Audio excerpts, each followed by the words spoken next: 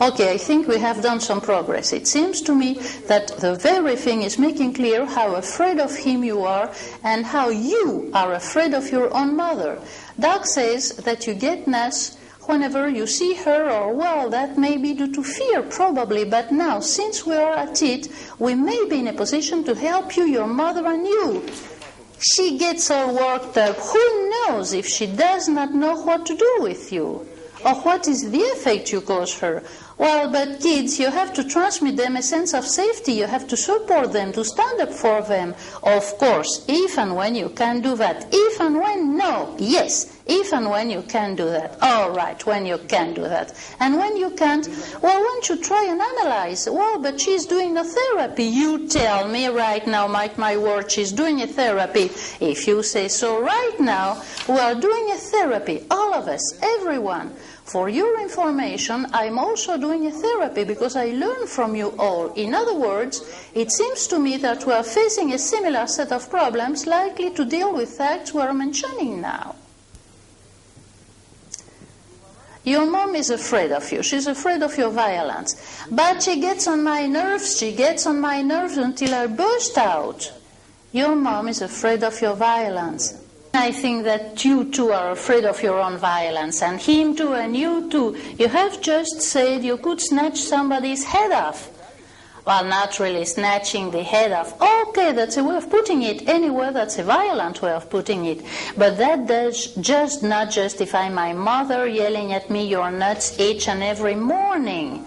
Doc, about you said I would snatch somebody's head off. I didn't say that. You did. Well, okay, that is, if I have somebody that during 7 days a week, someone keeps yelling at me, "You're sick," at the moment I don't feel so sick, maybe is nobody going to believe me. Maybe I'm going to try showing her to which point I can get sick, so maybe I would hit that busybody. Ill. I want to ask something. Gustavo's mom, he was institutionalized last year. He came back this year, but by his own means. I think you mean on his own accord. Well, on his own accord, because he came in here. Well, yes, last year. That means he had good memories of this place. He liked it here. I don't know. Well, the first time maybe they somewhat forced him to enter or not, and then he was pleased. That's just it. That's what I'm explaining to your mother, so that she may understand that the fact you did come here is most positive. Positive for you, for her, for everybody involved. Fine. Why, sincerely, there are moments when I feel that he's the one who loses control what I'm going to do. If he loses control, what to do? But wait a sec, Gustavo. Why on earth does your mother say those things? Because she thinks that there are some aspect of yours she doesn't know well enough. That's all right. There are still things of mine she never knew. She still doesn't know you. Yes, I think that's right. I think there are a lot of things of mine she simply doesn't know. That's why she doesn't know me. That's why she never knew how to support me. All right, could be. And that's why, who knows, if we can't teach her one thing or two about you, Sonny, we may tell you how to know her a little more. Why did you say you had came here because it was the only place you could stay at, just to live here? All right. I'm going to explain. After the first discharge I was given, well, my family didn't want to get involved again, and I was not quite well when I left. I still had my, well, I felt terrible, quite terrible. The situation is that the place we lived at, Mom had to leave it and all that. I've already found a job, and so I could have gone and lived with her, but she did not want that. So she left us, my brother and me, where she lived. She just left. She just sold all the furniture and she just left her adrift. The thing it cost me more to accept, more than anything else, is that she abandoned me like that. I meant my own, she took away all that my girlfriend had given me. Well, my ex-girlfriend, really girl I had been dating with for 2 years, and I just felt abandoned. Well, that was awful for me. It was shocking for me to be discharged from hospital and being all alone on my own. And she told me, just rent yourself a room, start living on your own. But I was not prepared for that. I was not prepared as yet. I had fears, and well, I started hating her. I was full of resentment. I was as angry as can be. A lot of anger, you see. You saw it during the last meeting, but well, beyond all that, the guy who has to cope with everything, now that's me. Anger, I still feel, oh yeah, anger, I have it well inside me.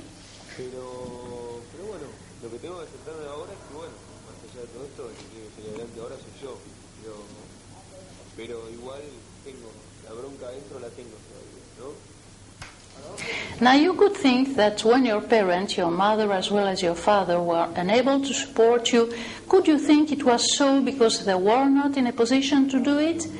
Yeah, I bet they weren't in a position. His father was separated, my husband and I.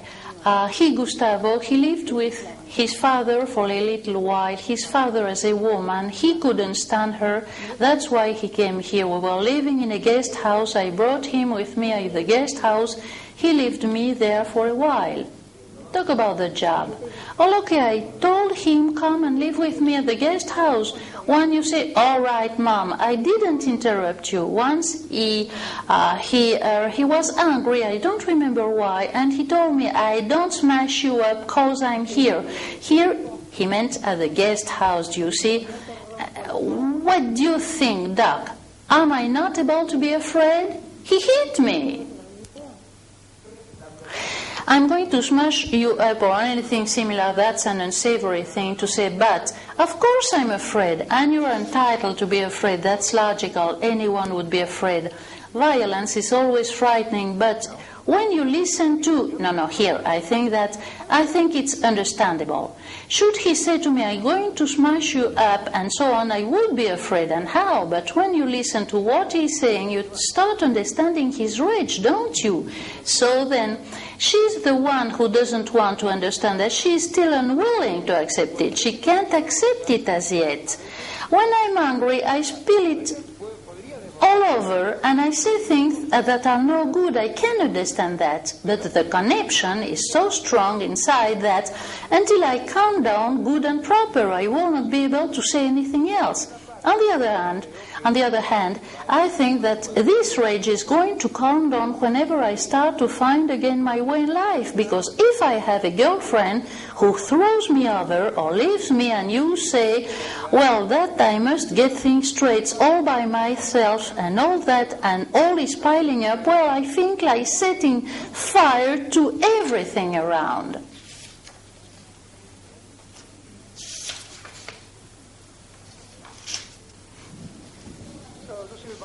I want to say a thing or two words at least. I have 2 children, Patience, Cesar, and Gabriela. I will let Gabriela do the talking because she was able to come here. She did an effort. She had to ask for permission at her job when she came here, and I think that I'm in the very middle of that. All that's listened to here, because the relationship between Cesar and me, well, let him tell it all about. Relationship was never friendly. It always took place among arguments, attacks, and I think when you have a closer look at things, who knows, maybe I'm wrong. Sometimes he created things on purpose just to get me mad. When things happen like this, I get mad at him, and when badly, we do end badly. Who knows? I may be wrong. The two of them, they reproach me for doing things a father is not supposed to do. Not only Cesar, Gabriela also reproaches me for doing a lot of things she dislikes. Well, I would like to pass the mic over to them so that they say in their own words, because I definitely believe that they must speak by themselves. Can I drop a word or two? I don't know you personally. I don't know him or anybody else. However, if I take into account all that has been said, okay, can be wrong. I repeat, I may absolutely be wrong, so please forgive me. That is, I put myself into Cesar's shoes. I repeat, I'm not acquainted with him. And so I would tell you, listen, Dad, if you feel that I'm trying to have an argument with you, you're right. But do you know why I do that? Because it's the only way to have you with me a little, a way for you to get busy about myself. And I only can achieve that by causing an argument between us. I may be wrong. I say strange things at times. You may think I'm crazy. Never mind. Go ahead, Cesar. Well, I think that all Dad said about arguments and all that bursted out at the time, I just felt terrible. All the brawls and all that I caused with yelling and arguments I had with him, that was with a double intention, right? That I did so that he either threw me out or realized things as they really were, and act accordingly. Well, that's the second time I come to the meeting. Those are my working hours, and well, I'm unable to come here because, well, you know how the situation is nowadays. A girl must take care of her job, and when I came here because my brother started working today, and well, in front of everyone here, I want to tell you that I'm proud of him, and well, I do not demonstrate my feelings a lot, but really I'm very fond of him. Can I say something? Hey, you too. Would it bother you too much to share this hugging and kissing with Dad? Don't you feel better now? I think that when you're in a position to hug and kiss, well, I don't know if you're in a position to hug and kiss right now, or if it's necessary for you to, well, another week, 10 more days, 1 month, couldn't you please hug and kiss, all of you, and stop fussing? Just do it now. Hey, you go kiss your mom. There, go kiss your mom.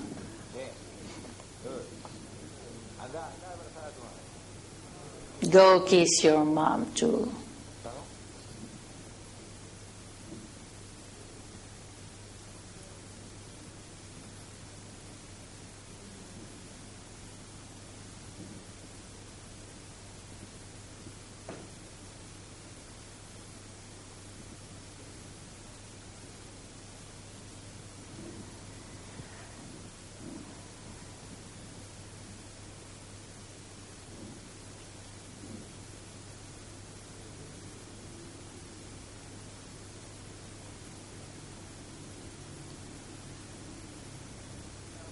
Cesar with his father or his mother, I don't know him, but hugging and kissing like that, so affectionately like that, in their relationships with his mother and father, I never seen such a thing. And it called my attention that they could share such an emotion. I see that is very little I can do, because I think that as far as he's concerned, he doesn't know, he doesn't do a lot, so to speak. Maybe you cannot do too much, you on your own side, but here were a lot of people eager and willing to help him.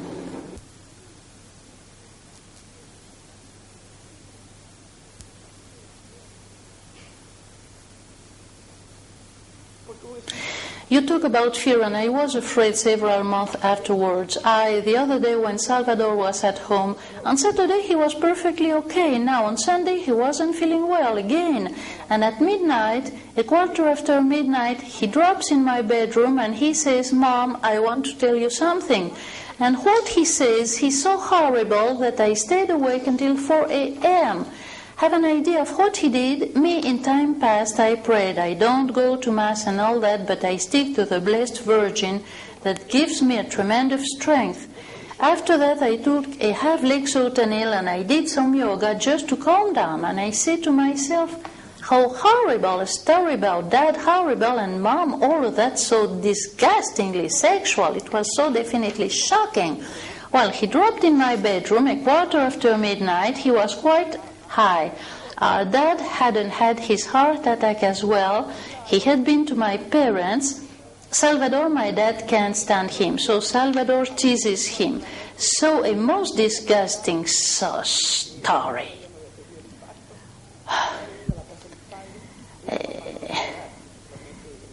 Disgusting, absolutely. Mom was supposed to have had 6 children by magic. Dad was a CC and he masturbated. I can't repeat all he said, and Salvador listened to me. And he started talking, so I told him, Salvador, go see a doctor. I don't act as a moralist, and I have always talked to my children, but there are things that, well, I'd rather not do. So I told him, Salvador, things are not what you say. Besides, Mom is a 77-years-old woman. Grandma is in good health. Well, yeah, but when he dropped in my bedroom at a quarter after midnight, I was afraid. And this persecutive delirium stopped right away. Mom must have talked to her brother and they got wise. That's the style of them, my uncles, I mean. They are kind of sick, they are kind of sissies, they have been shot at, they have been kidnapped. That is, I've acted, my mother doesn't want to admit it, and this is the basis for the problems with my mother. Some 2.5 years ago, they stopped teasing me. So I went to Elvira Hospital and there to get institutionalized for a persecutive delirium. A persecutive delirium is cured right away, even though I had to call my mom for them to stop teasing me. My impression that all this is quite complex. In order to understand fully, we are going to need a special time. Let me do the talking, will you? But it seems to me that, as it is in every delirium case, that there is always a part of truth. Even though fantasies goes rampant in any delirium, delirium is always built upon a part of truth.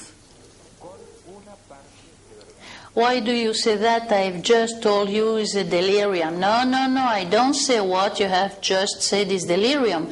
I say that you were told it was delirium. So you say I'm right.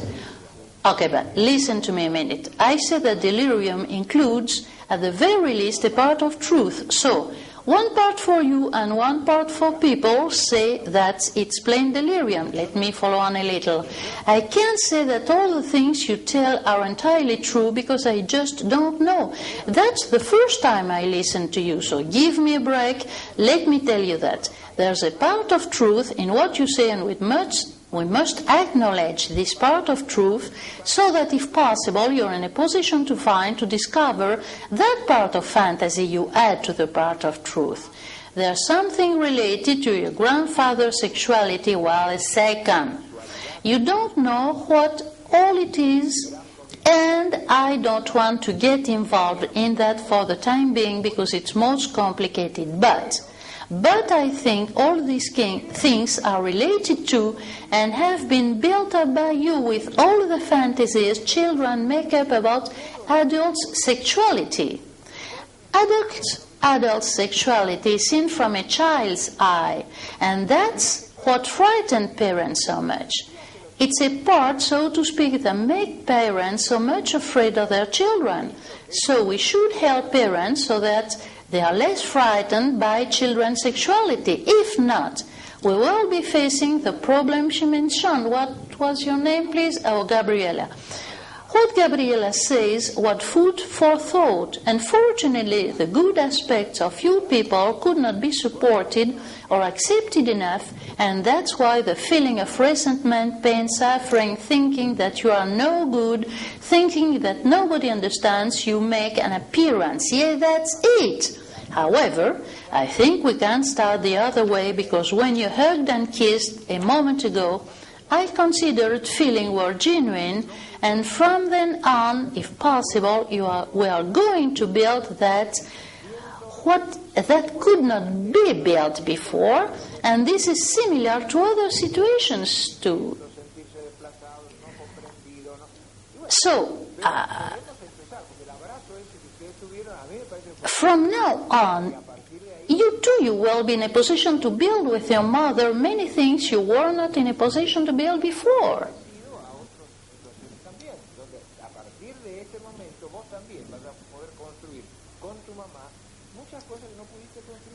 Well, yes, maybe, but she doesn't want to see it because their brothers are involved, and this is painful for her. Well, looking at the expression on her face, I should say that she sees much more than you think. There's a pal here, I ain't gonna his name, well, he doesn't feel like cooperating. Have a look at your mom, she understands.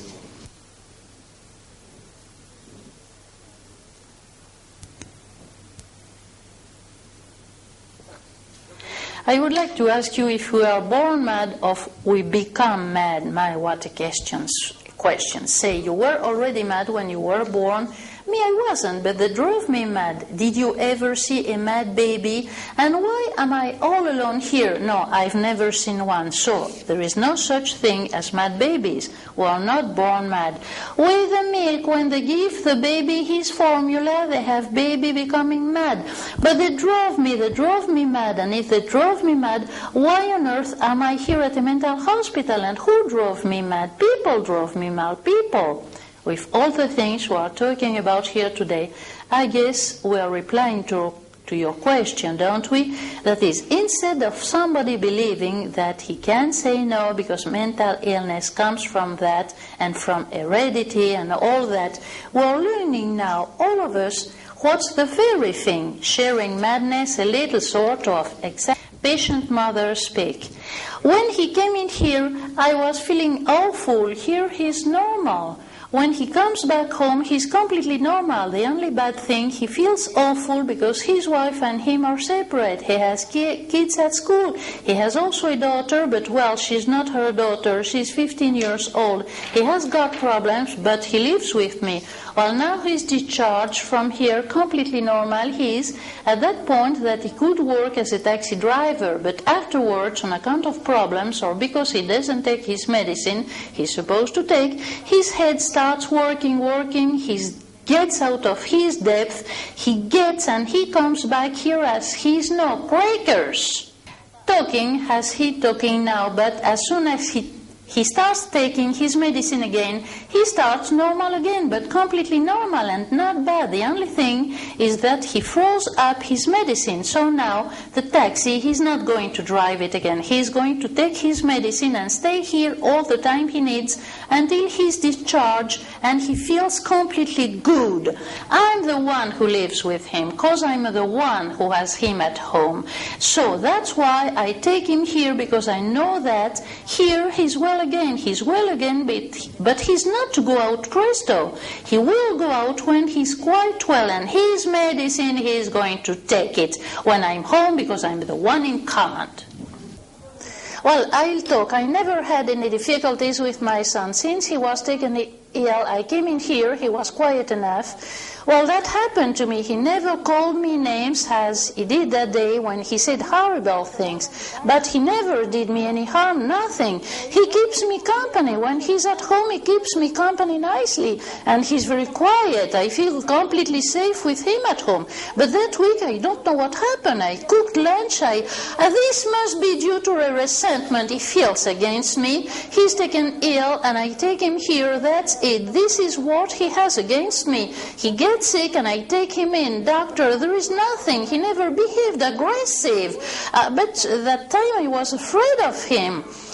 Well, once you told me I was a son of a bitch. Well, you started calling calling me names. I threw myself on my bed crying as crazy, and he called me whore, and I told her I felt I was not loved. Well, that's it, doctor. He felt terrible that day, and he called me names. I did not expect him to call me. I felt quite hurt, but at least I came here to fetch him because he's my son and I love him.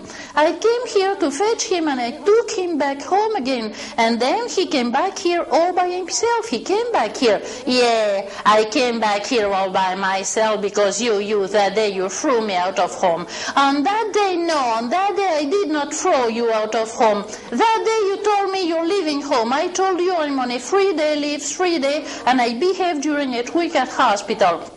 Look here, I told you when you called me names, you called me whore on the bed, and so many ugly things I did not expect from you. I told you, Uncle Luis, you go back to hospital because I don't want you around here. Get out, by God. And he said, I don't get out because this house is mine. Well, he stayed, but when he felt like it, he left and told me I'm on my way. The cops to turn me in. No, I frightened him with the police because you don't know. I say I don't know what to do with that boy.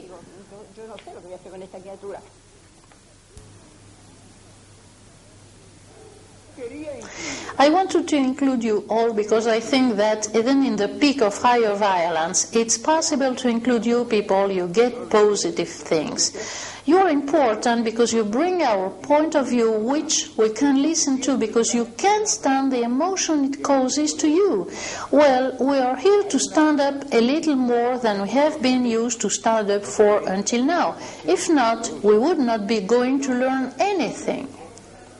You'll be talking all the whole morning long. If I had some more time available, I think we could do that indeed. If we closed the door and we stayed all of us inside, I think that Angel Luis would eventually calm down. But we can't.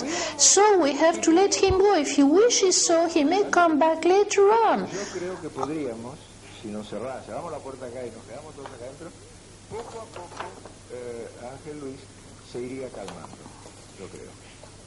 A very important thing, Angel Luis told me that before, 1 hour and a half ago, he wanted to be discharged. He was okay, he felt fine, and now he's nervous. I don't know what's eating him. That I wanted to tell, nothing else.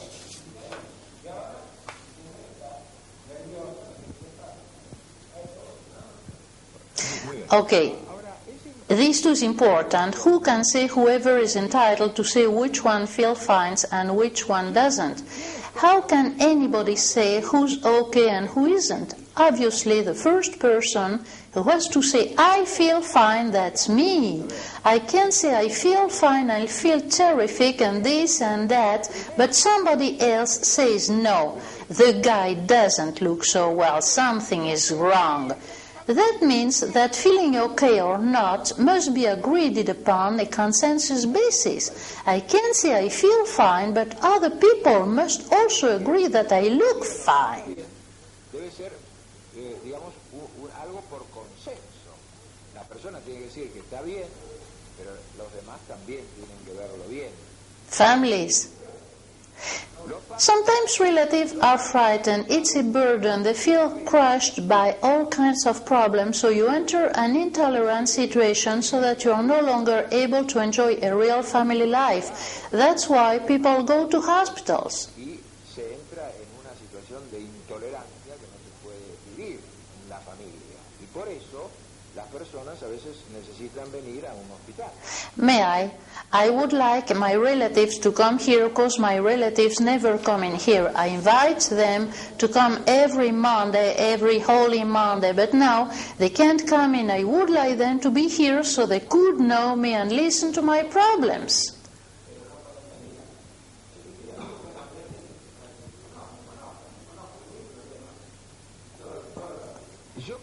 You are not only right, but also you ask for something absolutely valuable, and that's why we do these things together. What I can suggest to you, your relatives don't visit you for the time being, maybe in the near future. Anyhow, you should try and discover that you are some kind of a substitute family, so you can prepare yourself to get along with your relatives if you get along with us first. sustitutivos en nosotros That's a way you can use to prepare yourself. y que se vaya preparando para poder entenderse mejor con sus familiares en la medida que pueda entenderse mejor con nosotros. Eso es una forma, es un camino para poder prepararse. I have no communication with regards to my relatives. I have problems. I have arguments with my mother, with my father about anything that goes wrong in our business, a wrong tariff or something. I don't know why they don't want to come here.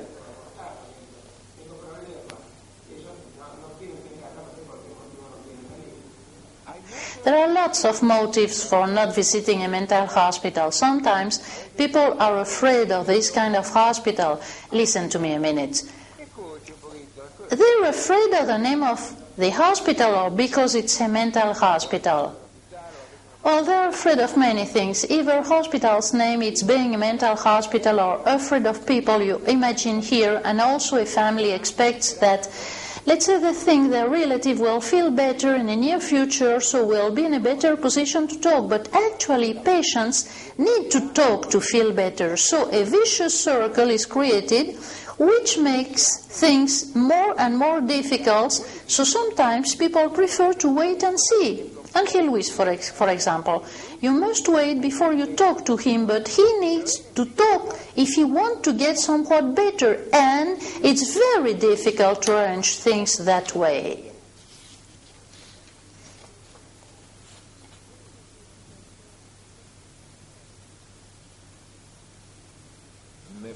It seems to me we are trying to find a way to help us a little more, a way to manage moments of heavy violence, above all among our family.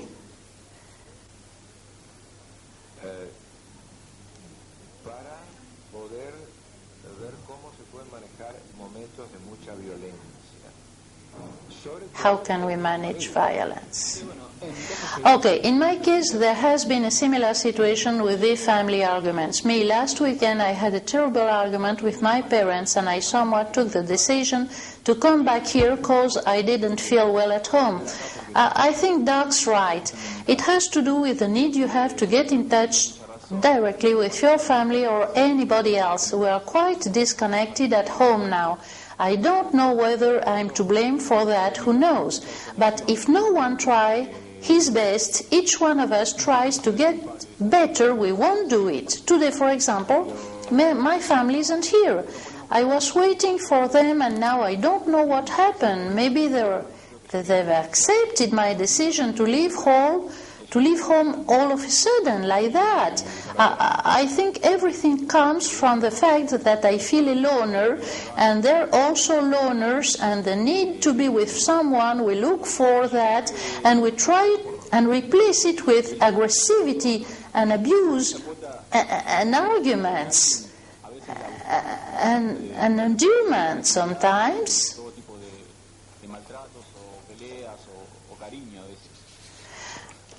I think this is not only a tolerance problem, it's a need problem. In other words, a mother may wish his son to be this or that, but this is what she needs, and whenever her son doesn't live up to her expectations, she can't tolerate that. Her wishes, she can't tolerate. Her wishes don't come true or don't fulfill her needs to have an excellent son, an intelligent son, and so on.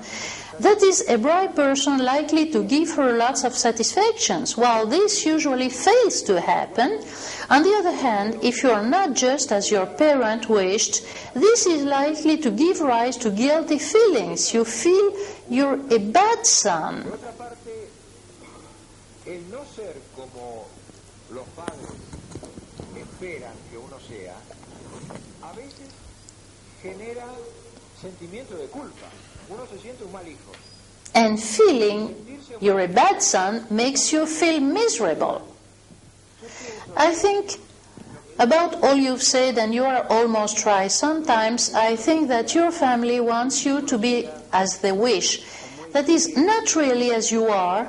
That is, your family wants to build something according to their own tastes. I can't explain myself clearly. According to what they want, and when you aren't as they want, there's a gap. Many things happen. That's what happened with my aunt. I feel very grateful. She worries about myself, but sometimes I ask her to say a little and chat, not only coming here to bring me some cigarettes. I've asked you many a time to stay and chat with me, to keep me company. I need her to stay, to chat. But there's something else. It's possible that you are not sure about what you want to be or what you can be, because if you could feel sure about yourself, your aunt would be the first person to feel at ease with you, even though you weren't just what she expected. I think when you explained quite well, because I think all that is quite linked with all we were talking about, I think that what your aunt needs is knowing that you feel well, that you can face life.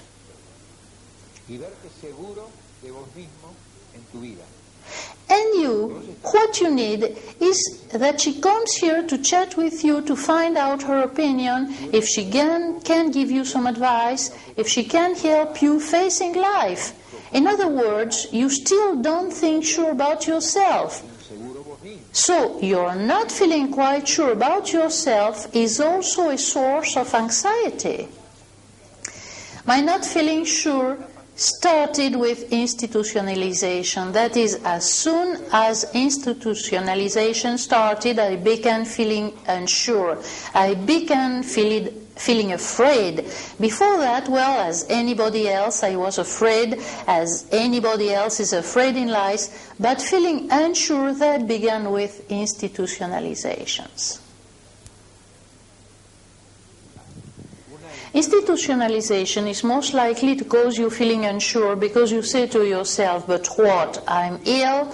No, being institutionalized can also be the starting point for you to feel more and more sure about yourself. I don't know if I speak clearly. In other words, institutionalization is a moment in life when you can review things of time past, things that led you to hospital, so as of institutionalization, you can get more and more confident than before. Because it sometimes happened, you felt safe before, but your safety was not entirely safe. You were persuaded all was fine, but all of a sudden you did a crisis because you were facing a situation you couldn't manage. That doesn't mean being discharged from hospital bright as a $1 million with only a little medicine to take, because that's precisely what Angel Luis' mother was talking about when she stated he was going to stay in here until she advised to the contrary, and that he was to take his medicine and she would see to it, by golly.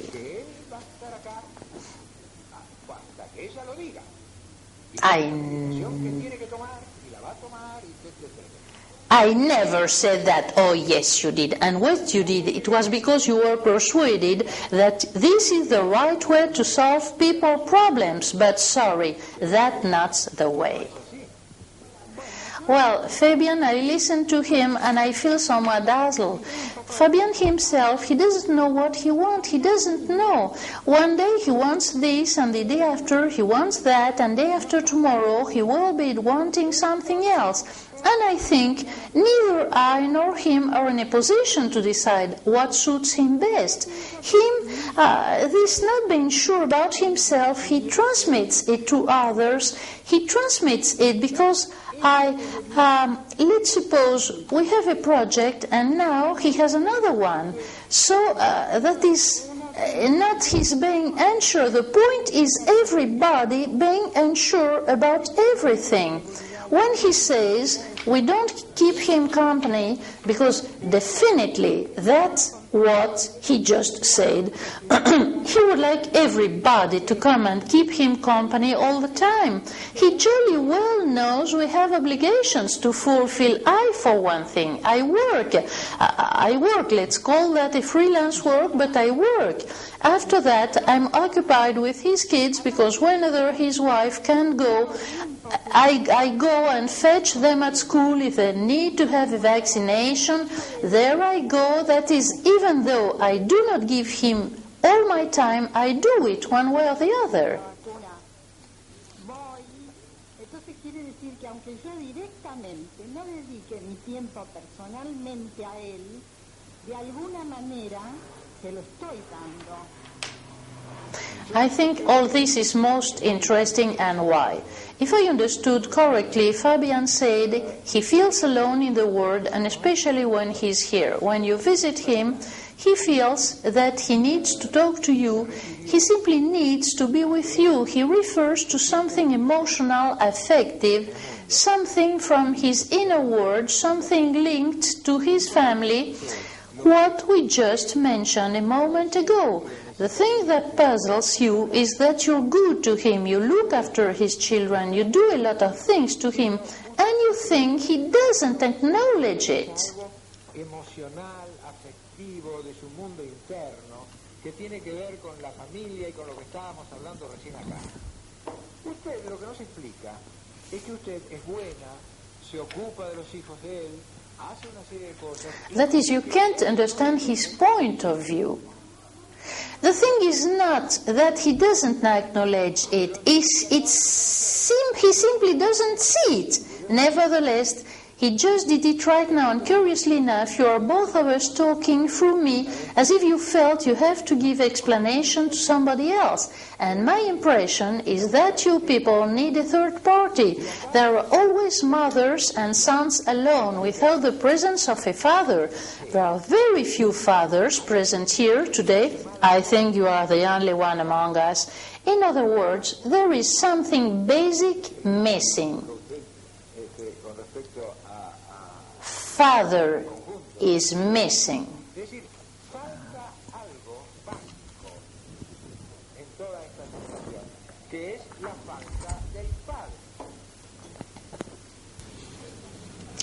When I had my opportunity to attend a course, principal, the first time I took it a little as a way to get out of here, as if I said, I'm not doing a treatment. Now, as soon as I started understanding iBox engines, when I looked at motor compressors and all the circuits, so I started thinking more and more, and that's how I recall that before, quite before, during my first institutionalization, how I was, all of a sudden, I was mentally okay, but from a personal point of view, all of a sudden, at time, it was sort of decadent. I have my moment of decadence. You mean depression, sadness, or bitterness? No, I wasn't depressive. No, it was the lack of a personality. It was as if I was lacking stimulation, something that could tell me. Juan told me that if I kept working like that, he would take me as his partner. I made it. I was his partner at the workshop, but what happens? During a long time, I knew how to endure all the pressures, but afterwards, things get out of my hand, and in a way I felt guilty, and I thought that what I learned was useless because I was useless. In other words, you gathered a knowledge. There were things that you knew about, things that you've already done, things you could do, but at a given moment you were doubtful about those things, but you could recover, and those things proved to be useful. And these are the basics. When I spoke to Fabian, for example, when I talked about his insecurity, that's probably because he hasn't get together, so to speak, with himself. As yet, he still doesn't recognize his abilities because he's doubtful. But to be dead doubtful, that may be most important and a very good thing. That's not a bad thing, feeling doubtful. As soon as you can think things other, you can start solving problems that before you thought they had been solved, but they were not. In other words, doubt makes you think about things you never thought about before, and that's uttermost positive.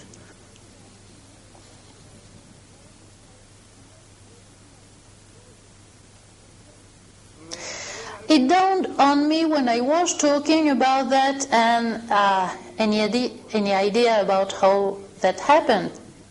Well, regarding what happened, I looked for a job, say at a workshop, so I could get things straight, I could manage things, you see, so that I could get out of here, you see, get out, get fully discharged, that's it. And when I started working, the first day, the first thing I found out was that I really enjoyed the job, and it happened to me as it happened to him. He said that he remembered things that had happened to him before, and I remember grammar school when we made the little planes. I don't know whether all people made those little planes at school with balsa wood and waxed paper. Those little planes, I remember that we made them, and we made them with so much enthusiasm. There was competitivity to see which one finished a plane first, which plane flew farther, and here too there is competitivity. That's precisely that. Both Gabriel and Cesar, and I think that Fabian too, that's his case too, they try to do things. These burst out from inside, and when these burst out from ourselves, we're quite happy. In other words, we don't keep people with difficulties here at hospital. That's the person proper whenever he or she discovers he or she has resources. That's your case, Gabriel. That's also Cesar and Gustavo's case, the resource of finding a job. Our idea is that anyone be able to discover that and start moving. Discharge from hospital is not necessarily stated by doctors. I don't feel sure about him, because today I wanted him to come in here. I told him, let's start again, and it's quite difficult for me to have my family united, difficult for me to talk to my children.